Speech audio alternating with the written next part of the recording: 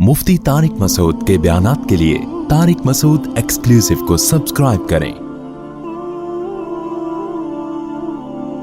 Tariq Masood exclusive.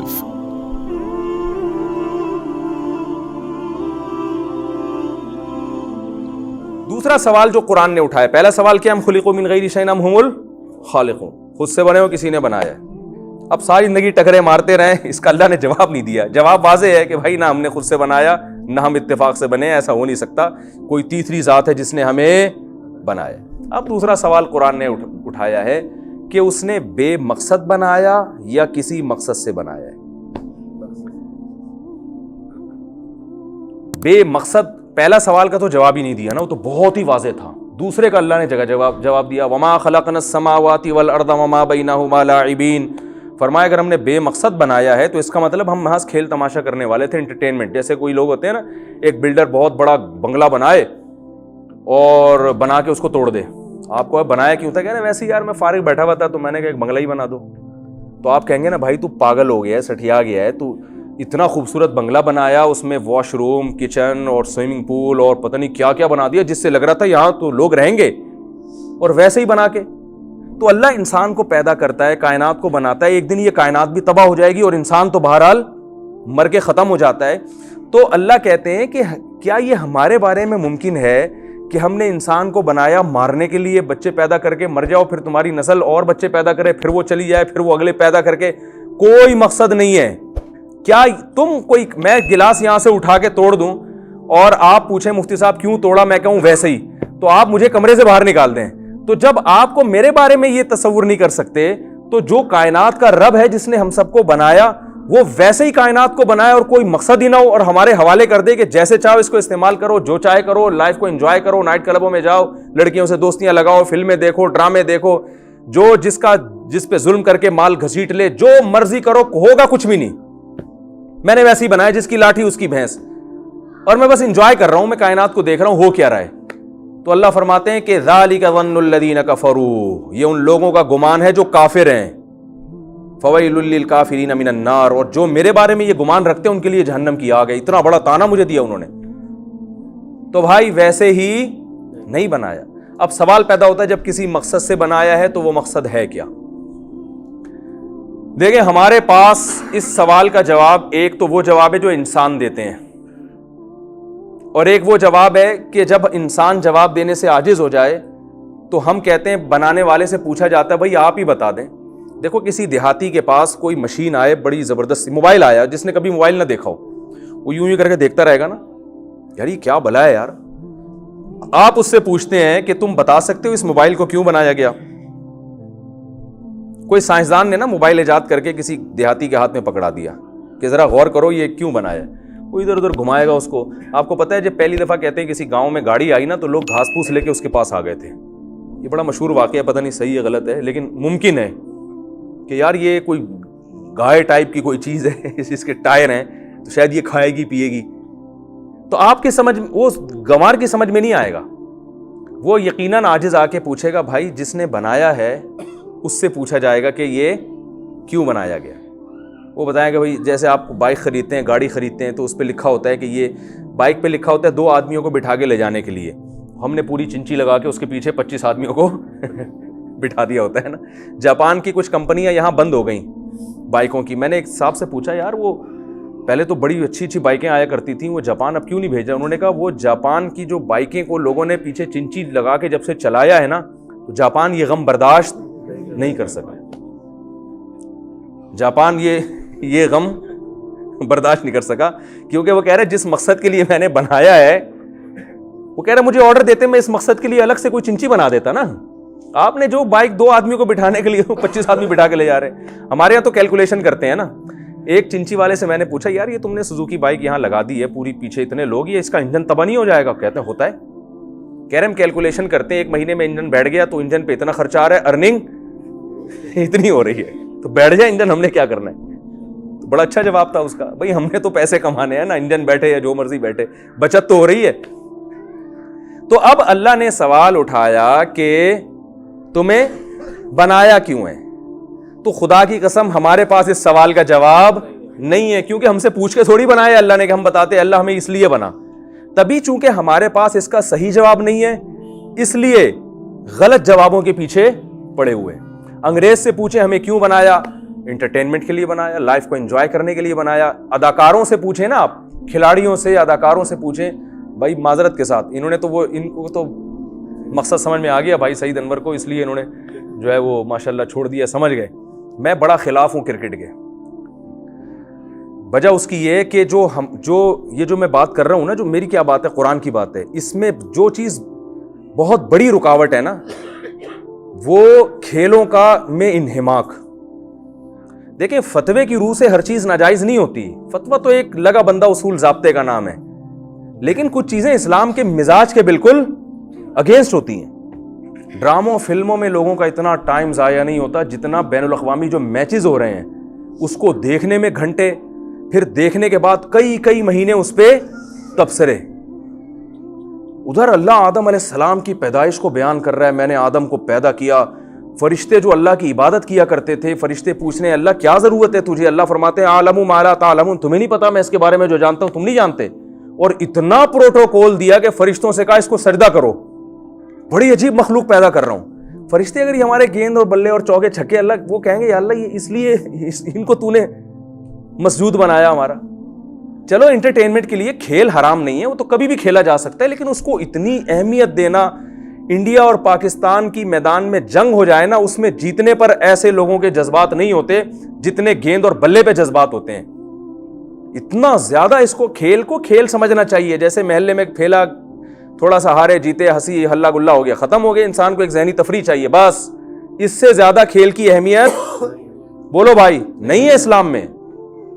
اس پہ interviews آ رہے ہیں, جناب آپ بتائیے کہ وہ پاکستان کیوں ہارا. ایکچولی ہوا یہ تھا کہ میں نے تو پہلے مشورے دیے تھے, لیکن وہ ٹیم کے جو کوچ تھے وہ یا جو کیپٹن تھے وہ اصل میں ڈپریشن میں گئے ہوئے تھے. وہ کچھ بھی نہیں ہوتا بھائی, گیند ہے وہ ادھر کو لگ گئی تو چھکا ہو گیا, نہیں لگی تو ادھر سے نکل گئی, اتفاق ہے وہ. تو اس کو اتنی زیادہ جیسے کوئی میدان جنگ میں آپ, تو یہ اتنا زیادہ دل کی دھڑکنیں جو دھڑک رہی ہیں نا لوگوں کی, تو میرا خیال ہے کہ اس کے بارے میں قیامت کے دن سوال ہوگا. اللہ پوچھیں گے کہ تجھے میں نے مسجود ملائکہ بنایا اور تو نے ایک لا یعنی چیز کو جو ایک محض انٹرٹینمنٹ تھی اس کو تو نے اتنی اہمیت کیوں دے دی. لوگ جذبات میں رو رہے ہوتے ہیں, بے ہوش ہو رہے ہوتے ہیں, نمازیں تو چھوڑتے ہی ہیں. تو یہ صحیح نہیں ہے, میری رائے یہی ہے, اس کو نہ دیکھا کریں. میں نے جب الحمدللہ ٹیلی ویژن جب چھوڑا ہے نا تو کرکٹ بھی چھوڑ دیا تھا, حالانکہ ہمیں کسی نے بتایا نہیں کہ یہ کوئی حرام ہے. ہم نے کہا بھائی یہ تو اسلام کا مزاج ہی نہیں ہے, یہ تو سمجھ میں ہی نہیں آتا. اور میں نے تبلیغ والوں کو دیکھا ہے وہ کہیں سے فتویٰ نہیں لیتے, لیکن وہ نہیں دیکھتے میچ, جو صحیح جڑے ہوئے ہیں نا, جو صحیح, حالانکہ ان کو کسی مفتی نے نہیں بتایا ہوتا کہ نہ دیکھو, لیکن وہ چونکہ بار بار ایک چیز کو ہم آئے ہیں دنیا میں دین کے لیے, ہم آئے ہیں اللہ کی, وہ اتنا ریپیٹ کرتے ہیں کہ ان کے دل میں یہ بات راسخ ہو جاتی ہے. وہ پھر ہر وہ چیز جو مقصد حیات سے ہٹانے والی ہو اس کو خود بخود اپنی زندگی سے نکال دیتے ہیں. تو ہر چیز مسائل سے نہیں پتہ چلتی, کچھ جب آدمی دین پر آتا ہے اور جو مقصد حیات کو پہچانتا ہے تو کچھ چیزیں اس کو خود بخود ختم کرنی پڑتی ہیں. وہ سمجھتا ہے کہ یہ صحیح نہیں ہے, میرے ویژن تک, میرے مقصد تک پہنچنے میں یہ چیزیں رکاوٹ ہیں. یاد رکھیں کھیل کے مخالف نہیں ہیں علماء, کھیلنا تو ضروری ہے, انٹرٹینمنٹ بھی جائز, جو تفریح ہے وہ میرے تو بیانات ہیں اس پہ جائز لو فری. ہم نے تو نام ایسا رکھا کہ آدھی انٹرٹین تو آپ نام صحیح ہو جائے نا, جائز لو فری, ٹھیک ہے نا. ہم تو کہتے ہیں صرف کھیل نہیں ہے, لو فری بھی کر سکتے ہیں آپ. لو فری پتہ ہے کسے کہتے ہیں؟ ایک ہوتی ہے تفریح, ایک ہوتی ہے لو فری. جب انسان کا دماغ تھک جاتا ہے دن بھر کام کر کے, مختلف دماغی کام, تو اس کو تھوڑی بہت لو فری بھی کرنی. تفریح میں آپ جب گھر سے نکلتے ہیں تو آپ کو پتہ ہوتا ہے میں کہاں جا رہا ہوں. لو فری میں جب آپ گھر سے نکلتے ہیں آپ کو پتہ نہیں ہوتا, وہ لو فری ہے بھائی یار آپ بالکل. کیونکہ جب آپ گھر سے نکلتے ہیں نا تفریح کے لیے, اس میں بھی ایک ٹینشن ہوتی ہے یار, اتنے بجے پارک پہنچنا ہے, اتنے بجے سوئمنگ پول پہنچنا ہے, اتنے بجے وہ پتہ نہیں بند نہ ہو جائے, گاڑی بھگا رہا ہے, یہ بھی ٹینشن ہے. لکھ لو, ہم اب دبئی میں تھے, ہمارے ایک دوست نے ہمیں بلایا, اللہ ان کی عمر میں برکت دے. تو اب وہ صبح نکل رہے ہیں فلانے پارک جانے کے لیے, تو وہ اتفاق سے بند ہو گیا, لیٹ پہنچے. تو مجھے کہنے لگے یار, میں نے کہا بھائی میں جب نکلا تھا نا تو میرے مراد پکنک یا تفریح نہیں تھی, میری نیت لو فری کی تھی, ٹھیک ہے نا. ہم نے پہلے سے نیت کیا کر لی تھی, لو فری کی, کہ بھائی کوئی کام نہیں ہے, یہاں دماغ کو فریش رکھنا ہے, تو ٹینشن نہیں لینی ہے. تو یہ ٹینشن بھی نہیں لینی ہے کہ اتنے بجے پارک پہنچنا ہے, بس نکل گئے, یہی لو فری ہے. تو ہم تو اس کے قائل ہیں بھائی. تو آپ یہ نہ سمجھیں کہ کھیل کے خلاف ہیں, لیکن ہر چیز کی ایک لمٹ ہوتی ہے, حد ہوتی ہے, اور اس کو بہت زیادہ اہمیت. لوفری کے چکر میں آپ کروڑوں کا نقصان تھوڑی کرو گے, آپ اپنا ٹائم تھوڑی برباد کرو گے, جو اہم کام ہے وہ بھی آپ چھوڑ دو, ایسا تھوڑی ہوتا ہے. تو جلدی سے بات کو سمیٹ کے ختم کرتا ہوں. اللہ نے فرمایا کہ تمہارے پاس اس سوال کا جواب نہیں ہے, کیونکہ انسان کے پاس اس کا جواب نہیں ہے, لہذا کوئی زنا میں لگ گیا, کوئی شراب میں لگ گیا. آپ دیکھیں جو قوم دنیا میں جن کے ہاں بہترین نفسیاتی ڈاکٹر ہیں, ہمارے ہاں کے جتنے نفسیاتی ڈاکٹرز ہیں نا, ان میں جو زیادہ ماہر وہ ہیں جو یورپ سے پڑھ کر آئے ہیں. ایسا ہی ہے نا, میں نفسیاتی ڈاکٹروں سے ملا ہوں, جو یورپ سے پڑھ کر آئے ہیں نا, وہ یہاں کے ڈاکٹروں کو مانتے ہی نہیں ہیں. وہ کہتے ہیں ابھی ان کو کیا پتا, وہ تو یورپ تو بہت آگے جا چکا ہے اس فیلڈ میں. لیکن کمال کی بات یہ ہے کہ جن ڈاکٹروں سے آپ پڑھ کر آ رہے ہو, وہ اپنی قوم کی کو اسٹریس سے اور ڈپریشن سے نہیں نکال سکے. سب سے زیادہ خودکشیاں ان کے یہاں ہو رہی ہیں, سب سے زیادہ ڈپریشن کی گولیاں وہ کھا رہے ہیں, سب سے زیادہ خودکشیاں ان کے یہاں ہو رہی ہیں. پہلے تو میں مذاق سمجھتا تھا, مجھے ایک صاحب نے بتایا, اور کہ میں نام نہیں لوں گا کسی کنٹری کا, انہوں نے بتایا کہ اتنی خودکشیاں ہو رہی ہیں کہ باقاعدہ ویب سائٹس بن چکی ہیں, کیونکہ جس چیز کی ڈیمانڈ ہوتی ہے نا تو لوگ وہ اسی کو بزنس بنا لیتے ہیں. تو اب خودکشی کرنے والے اتنے ہو گئے کہ انٹرنیٹ پہ بہت سے لوگوں نے اس کو بزنس بنا لیا ہے کہ کیا آپ مرنا چاہتے ہیں. اگر آپ کا جواب جی میں ہے تو ہمارے پاس آپ کو مارنے کے درج ذیل بہترین طریقے ہیں. اجتماعی سطح پہ مرنا چاہتے ہیں آپ جیسے اور بھی کچھ ٹینشن زدہ لوگ ہیں تو اس کا بھی ایک الگ سے انتظام ہے. اور اگر آپ اکیلے مرنا چاہتے ہیں اور گارنٹی کے ساتھ مریں گے آپ بتاؤ یار, وہ قومیں, آپ کو پتا ہے دنیا میں نام نہیں لینا چاہتا, آج کل میرے باہر سفر بھی ہو رہے ہیں تو بعض دفعہ خطرہ ہوتا ہے کہ وہ کہیں گے ہم ادھر تو ہمارے بارے میں یہ بول رہا تھا, اب ویزا لینے آ گیا ہے. تو ایسے ملک جو ٹینشن فری ہیں, لیکن انہی میں سب سے زیادہ ٹینشن ہے. وجہ کیا ہے کہ جو چیز جس کے لیے بنی ہوتی ہے, اگر آپ اس کو اس کے علاوہ کسی اور کام میں لگاؤ گے تو یہ فطرت سے بغاوت ہے یا نہیں ہے. اور نیچر سے جب آپ بغاوت کرتے ہو تو کبھی بھی سکون نہیں ملتا. دیکھو شیر جو ہے نا جنگل کا بادشاہ, اسے چڑیا گھر میں جنگل والا ماحول دینا پڑتا ہے, ایئر کنڈیشن اور صوفے لگا کے اس کو سکون نہیں ملے گا. اب آپ نے چڑیا گھر سے زو میں آپ شیر لے کر آ گئے, آپ نے کہا یار وہاں بیچارہ ایسے ہی پڑا رہتا تھا, کانٹے بھی لگ سکتے تھے, یہاں کارپٹ بچھا کے صوفہ اور ایل ای ڈی بھی لگا دیا آپ نے, ڈاکومنٹری بھی لگا دی صحیح ہے نا, اور جناب وہ ایئر کنڈیشن روم. تو شیر تو تھوڑے دنوں میں مر جائے گا نا, پاگل ہو جائے گا وہ. تو بالکل اسی طریقے سے انسان کی بھی ایک نیچر ہے. وہ نیچر کیا ہے؟ فطرت اللہ التی فطر الناس علیہا. اللہ فرماتے ہیں یہ وہ فطرت ہے جس پر اللہ نے انسان کو پیدا کیا ہے. وہ نیچر اسلام کے علاوہ کچھ اور نہیں ہے. تو یہ اس سے ہٹے گا تو لازماً ڈپریشن میں جائے گا, اسٹریس میں جائے گا, خودکشیاں کرے گا. یہ تو مشاہدے پر مبنی ایک حقیقت ہے, کیونکہ سفر میں جب پتہ ہی نہیں ہے کہ منزل کیا ہے, وہ اسی چائے کے کھوکھے کو منزل بنا رہا ہے. کبھی جناب وہ گولے گنڈے والا نظر آیا تو وہاں اتر کے گولا گنڈا کھانا شروع کر دیا, یہی میری منزل ہے. وہ ساری زندگی یہ غیر مسلم بیچارے منزل تلاش کرنے میں گزار دیتے ہیں. تو اللہ نے سوال اٹھایا کہ کیوں پیدا کیا. اس کیوں کا ہمارے پاس جواب نہیں ہے, کیونکہ کیوں کا جواب وہی دے سکتا ہے جس نے بنایا ہے. اللہ فرماتے آؤ ہم بتاتے ہیں ہم نے تمہیں کیوں بنایا.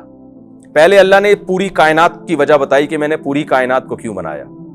ایک آیت ایسی جامع اللہ نے نازل کی, فرمایا وَسَخَّرَ لَكُم مَا فِي السَّمَاوَاتِ وَمَا فِي الْأَرْضِ جَمِيعًا مِّنْهُ. کیا عجیب مبالغہ اس آیت میں.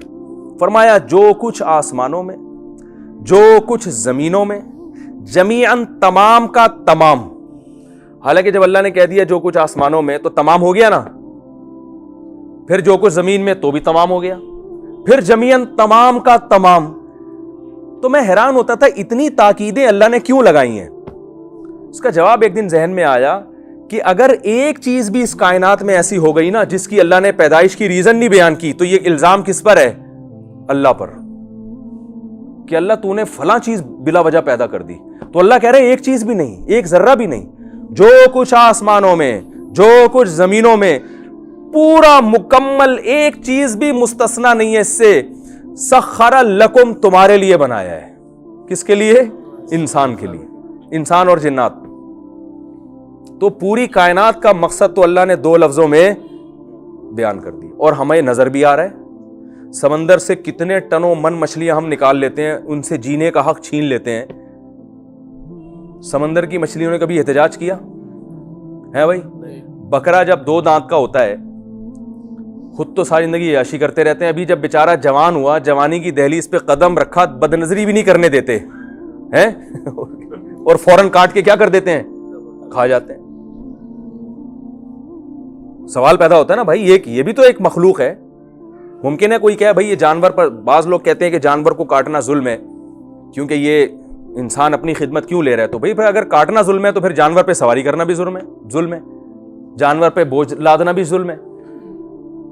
گدھے سے پرمیشن تھوڑی لی جاتی ہے کہ ہم آپ پہ بیٹھ کے جائیں, گھوڑے سے پرمیشن تھوڑی لی جاتی ہے, وہ تو بیٹھ جاتے ہیں. بلکہ گھوڑا تو سرکش ہوتا ہے, اس کو سدھارنا پڑتا ہے, مار پیٹ کے اس کو قابو میں لانا پڑتا ہے, تو پھر یہ بھی ظلم ہے. لیکن اگر یہ ظلم نہیں ہے, اس لیے اس کا کیوں جواب اس کا یہ کہ بھائی یہ گھوڑا گدھے کس کے لیے پیدا کیا اللہ نے, ہمارے لیے, تو پھر کاٹ کے کھانا بھی ظلم نہیں ہے. تو ہمارے لیے کا مطلب ہے اللہ نے فرمایا جس طرح سے چاہو فائدہ اٹھاؤ. یہ پوری کائنات بنی کس کے لیے ہے, تمہارے لیے. اگر یہ جواب غلط ہے تو بھائی اس کے مقابلے میں کوئی دوسرا جواب لے کر آؤ. دوسرا جواب, بعض دفعہ کسی کے دعوے کی بہترین دلیل یہ ہوتی ہے کہ اگر یہ دعویٰ غلط ہے تو صحیح دعویٰ پیش کر دو. بھائی آپ سمجھ رہے ہیں کہ نہیں سمجھ رہے؟ بھائی میں آپ سے کہتا ہوں آپ نے میرے 1 لاکھ روپے کھائے ہیں, آپ کہتے ہیں نہیں 1 لاکھ نہیں کھائے, آپ کہتے ہیں پھر بتا دو کتنے کھائے ہیں, کہہ رہے پتہ نہیں کتنے کھائے ہیں. تو پھر عدالت میری بات مانے گی نا, یا تو تم کوئی فگر بتاؤ بھائی, 1 لاکھ نہیں 1.5 لاکھ بولو, 2 لاکھ بولو. آپ خود بھی کوئی دعویٰ نہیں کر سک رہے تو پھر مدعی کے دعوے کو مانا جاتا ہے. تو اللہ فرما رہے ہیں کہ اگر میرا یہ دعویٰ غلط ہے تو پھر تم بتا دو کیوں پیدا کیا. بھائی ساری کائنات کس کے لیے بنائی میرے بھائی؟ اس میں کچھ اشکالات ہوں گے کہ بھئی یہ تو اس کائنات میں تو نقصان دہ چیزیں بھی ہیں, وہ ایک الگ ٹاپک ہے کہ کوئی چیز کائنات میں بیکار نہیں ہے. وہ نقصان بعض دفعہ پہنچا دیتی ہیں لیکن ان کو پیدا نقصان پہنچانے کے لیے نہیں کیا گیا. ہر چیز کائنات میں کچھ نہ کچھ اپنی ذمہ داری پوری کر رہی ہے. اب سوال گھوم پھر کے آ جائے گا انسان کی طرف کہ سب کچھ اس کے لیے تو یہ پیڑے کھانے کے لیے کیا؟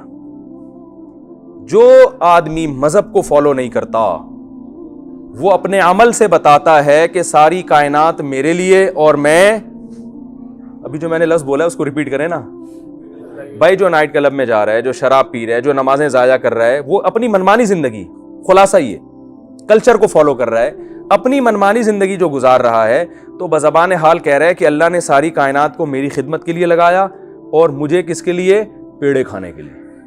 جیسے جنگل میں کچھ لوگ جا رہے تھے نا, مشہور واقعہ ہے, بھائی لکڑیاں کون جمع کر کے لائے گا؟ سب ایک نے کہا میں. بھائی آپ لے آؤ. نہیں میں یہ کام نہیں کر سکتا, مجھے کوئی تکلیف ہے, بوجھ نہیں اٹھایا جاتا. اچھا چلو پھر آپ ایسا کرو کہ آپ جو ہے نا پیاز کاٹ دینا. پیاز کاٹنے سے بھائی میرے آنکھوں سے کیا آتے ہیں؟ آنسو آتے ہیں. چلو آپ ایسا کرو آلو کاٹ دینا. آلو کاٹنے سے مجھے ایک دفعہ زخم لگ گیا تھا تو میں آلو تو نہیں کاٹ سکتا. اچھا پھر آپ ایسا کرو کہ چولہا جلا دو. بھائی چولہے جلانے میں پھونک مارنے میں پھونک نکل جاتی ہے آدمی کی, میں کوئی سلنڈر تھوڑی ہوں جو اتنی پھونکیں نکالوں. تو سارے کوئی بھی کام نہیں کر رہا, وہ اپنی ذمہ داری پوری نہیں کر رہا, لیکن جب کھانا لگتا ہے تو آ کے بیٹھ جاتا ہے. تو ایسے آدمی کو کہتے ہیں نا کیا تو پیڑے کھانے کے لیے آیا یہاں پہ؟ 1 دفعہ جب کرے گا, 2 دفعہ کرے گا, 3ری دفعہ جب کرے گا تو تانا کیا ملتا ہے؟ او بھائی تو یہاں پیڑے کھانے کے لیے آیا, کام تو کوئی کرتا نہیں ہے. تو میرے بھائی جو لوگ صرف لائف کا مقصد یہ سمجھتے ہیں کہ انجوائے کرنا, انٹرٹینمنٹ, آج فلاں مووی دیکھ لی, آج فلاں ڈرامہ دیکھ لیا, آج فلاں آپ بور ہو رہے ہیں تو یار بور ہو رہے ہیں, تو بھائی ہم تو حیران ہوتے ہیں کہ ٹائم کو تو اگر علماء تو یہ کہتے ہیں بس چلے تو اس کو کسی طرح روک لیا جائے, کسی طرح روک لیا جائے. تو آپ سوچو کہ جن کے یہ جذبہ ہو کہ کسی طرح ٹائم کو روکا جائے, جو مقصد حیات کو پہچان لیتے ہیں یہ ضائع ہو رہا ہے, تو وہ جب ایسے لوگوں کی بات سنیں گے جو کہہ رہے ہیں یار ٹائم گزر نہیں رہا, تو کتنی حیرانگی کی بات ہوگی کہ نہیں ہوگی؟ یعنی لوگوں کا مسئلہ یہ کہ ٹائم پاس نہیں ہو رہا. او بھائی اگر آپ مقصد حیات کو پہچان لو تو آپ کہو گے یہ پاس ہو کیوں رہا ہے, یہ رک کیوں نہیں جاتا, ابھی تو بہت سارے کام ہم نے کرنے ہیں. سمجھ میں آ رہی ہے بات کہ نہیں آ رہی ہے؟ لوگ کہتے ہیں ٹائم پاس نہیں ہو رہا, تو اہل اللہ کیا کہتے ہیں کہ ٹائم پاس ہو کیوں رہا ہے, یہ رک کیوں نہیں جاتا, ابھی تو بہت سارے کام مرنے سے پہلے ہم نے کرنے ہیں, کاش یہ وقت کسی طریقے سے رک جائے. ٹائم یاد رکھو جو یہ کہتا ہے نا پاس نہیں ہو رہا, وہ بہت بڑا بیوقوف ہے. اسے قبرستان لے جاؤ, اسے دکھاؤ کہ بھائی ان کا ٹائم پاس ہوا تھا تو یہاں تک پہنچے ہیں یہ, تو آپ بھی یہاں پہنچو گے. کیا خیال ہے, پہنچیں گے کہ نہیں پہنچیں گے؟ آپ کہیں ہاں میں پہنچوں گا, تو ٹائم پاس ہوئے بغیر پہنچ جاؤ گے یا پاس کر کے پہنچو گے؟ تو ٹائم پاس ہو رہا ہے تبھی تو قبر میں جاؤ گے. تو ٹائم تو لازمی پاس ہو رہا ہے. ہاں یہ ٹائم اچھے کام میں پاس ہو رہا ہے یا برے کام میں.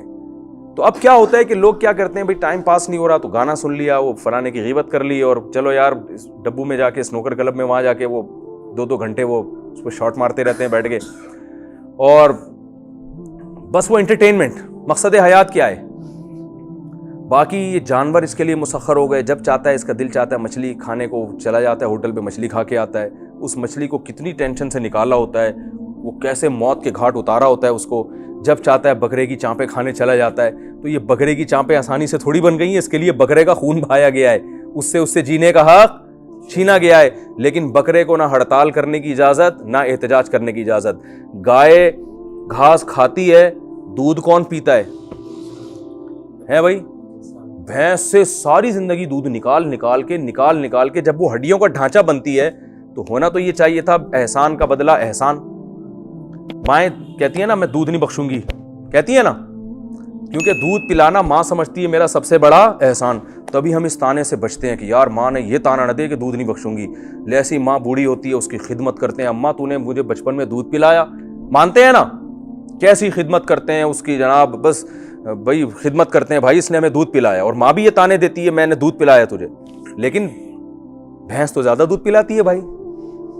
کیا خیال ہے؟ ماں 1 پاؤ پلا دیتی ہوگی, آدھا کلو پلا دیتی ہے, بھینس تو روزانہ 20-20 کلو پلا رہی ہے. کیا خیال ہے بھائی؟ اور اس دودھ میں تو مکھن اور دہی بھی بن رہا ہے, اور پتہ نہیں کیا کیا, دیسی گھی الگ اور پنیر الگ. اور تبھی تو ہندو لوگ, بھائی معذرت کے ساتھ ہندو لوگ کیا کہتے ہیں کہ بھائی جس گائے نے تمہاری اتنی خدمت کی ہے تو وہ ماں ہے نا وہ تمہاری. عقلی لحاظ سے تو بالکل ٹھیک بات ہے یہ. تو بھینس ساری زندگی دودھ پلا کے آپ کو, اور ماں تو بیچاری 2 سال تک پلائے گی, بھینس تو مرتے دم تک بھی حکیم کہہ رہے ہوتے ہیں اس کو گائے کا دودھ پلاؤ بھائی کہہ رہے ہوتے ہیں نا. کیا خیال ہے؟ بھینس کا پلاؤ گائے کا پلاؤ.